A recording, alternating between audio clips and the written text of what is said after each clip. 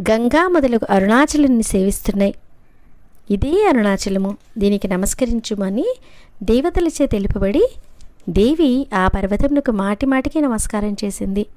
మహర్షులందరూ ఆమెకు ఆతిథ్యం ఇవ్వాలని ప్రయత్నించగా ఆ దేవి శివాజ్ఞ చేత నేను గౌతమ మహర్షికి అతిథిగా ఉండడమే నా కర్తవ్యం అని పలికి గౌతమాశ్రమానికి చేరుకుంది. గౌతమ మహర్షి శివభక్తుల్లో అగ్రగణ్యుడు, తపోనిధుల్లో ముఖ్యుడు.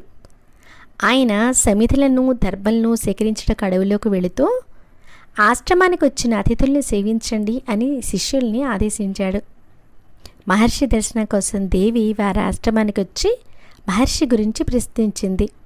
శిష్యులు ఆమెను సాదరంగా ఆహ్వానించి కాళ్ళు కడుక్కుంటకు నీళ్లు ఇచ్చి తర్వాత ఫలములతో ఆమెను సేవించారు. ఒక్క క్షణం ఉండు తల్లి అని ఒక శిష్యుడు ప్రార్థించాడు. మరొక శిష్యుడు మహర్షి వద్దకు పరిగెత్తాడు.